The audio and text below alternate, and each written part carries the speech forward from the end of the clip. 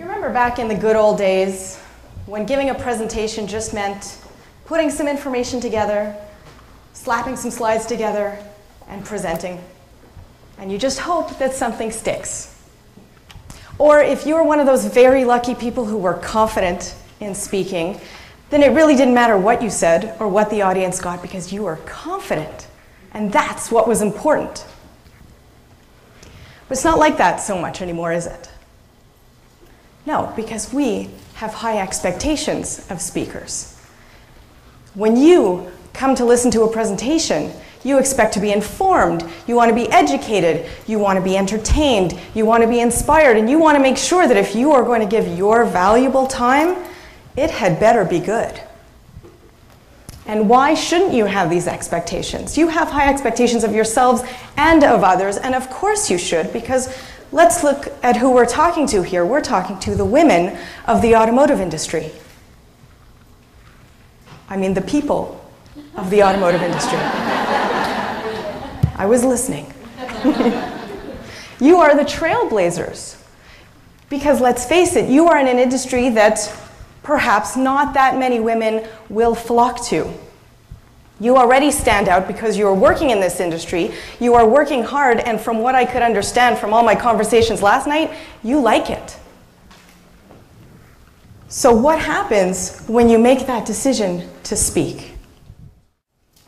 So whether you are one of those people who really does not like public speaking, but you have to do it sometimes because you're forced to, so you do what you can and you just get it over with, or maybe you are one of those people who doesn't mind public speaking, maybe you even enjoy it. And you are looking for what you need to do to really up-level it so that you can stand in front of a group and be great. And so that you can stand in front of a group and be that leader that you want to be and that you want them to see you as. Does some of this relate? Okay, good. So whether you are giving sales presentations or updates to management or updates to your team or spearheading a new project, there are big, big benefits when you decide to step up and speak out and give killer presentations. I'm shaking a little bit. I'm going to put down my paper. Boy, I wish I knew what those blank looks on their faces really meant. Am I engaging? Am I charismatic? Do they like me? Do they like what I'm saying? Are they following any of this? Wow, is it ever hot in here? I'm not sure why I agreed to do this in the first place because I really don't like public speaking. And am I done yet? Okay, that's exhausting. And it's hard. And so no wonder so many of us choose not to do it at all. But here's what happens when we choose not to do it. You deprive your audiences of the great value that you could bring to that particular topic and that particular project. And worse still, you deprive yourself of the great leap that you can take in your career of really stepping out and putting yourself in that leadership position. A 2013 study by the National Institute of Mental Health said that 75% of women have a fear of public speaking. And men, 73% of men have a fear of public speaking. So you know what that means, right? They're catching up. Around in the 2000s, working in the 2000s, you know that was the height of the dot-com boom. So that meant that at our office we had massage chairs, and we had beer at the company meetings, and we played frisbee in the hallway. And it also meant that when we had parties, team building exercises. When we had our team building exercises, management spared no expense of the investors' money to make sure that they were epic. So one such team building exercise was a Halloween party, and our company rented a hall, and they rented food, and they even allowed all of the employees to go out and rent costumes from a costume company. And so, and they rented an open bar, and they rented the services of a very cute bartender to tend the open bar. So on the day of this event, there I was in my one-piece silver metallic 1970s jumpsuit and a long blonde wig, and I was single, and I was feeling pretty funky, and there I had my eye on the cute bartender. And so as the night progressed, we were having some fun, and he let me go behind the bar and mix some drinks, and I was sure that we had some deep, meaningful connection started. You know that deep, meaningful connection that you have with bartenders and water ski instructors, right?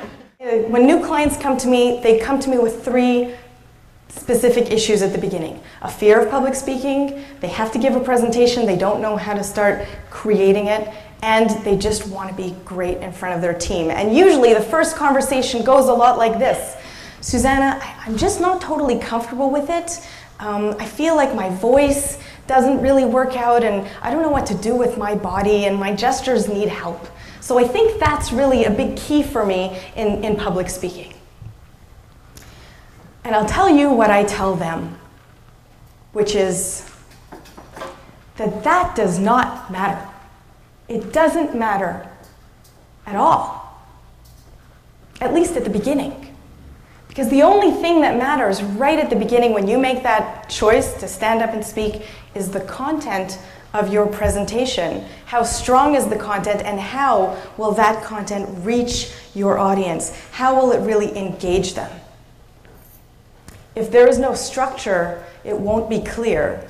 If it's not clear, the audience won't follow. If the audience doesn't follow, there's no value, and if there is no value, what's the point? So we create this structure so that it becomes easier for you to create structured, engaging, focused, compelling presentations, and easier for you to share the value that you have and really showcase yourself as the leader, and so much easier for the audience to resonate with the message, or for them to connect with you and take it away and have something valuable and concrete.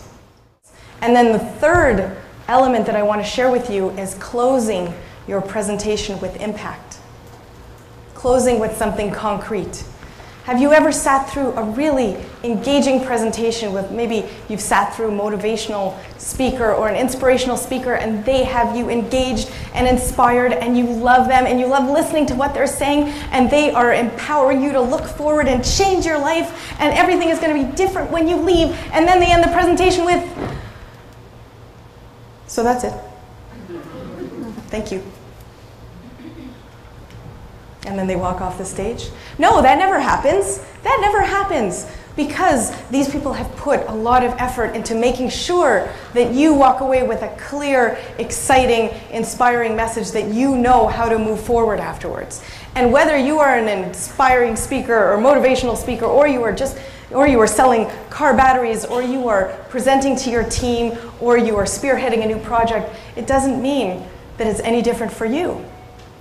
Closing with impact helps your audience remember the key points of what they want their audience to remember. It helps you recall that, and it helps you finish with this forward-facing, looking at the opportunity, I know how things can change and I know how to move forward. That's the point of closing with impact. So think about when you are getting in front of a particular audience and you are really trying to get into their mind and really understand what they're dealing with and what they need to hear. What is that small blip in time that helps you create that connection? Because it's that connection that is really necessary. When you create a structured, engaging, powerful presentation, the connection with the audience and how that message resonates with them is a key piece. It's a key piece to the structure, and it's a key piece to the presentation, and it's a key piece to showcasing you as a leader, and ultimately then it becomes a key piece for getting you into that top 20% of the 20%. So yeah, it's hard to give a presentation. There's a lot to remember, a lot to prepare for, a lot to plan for.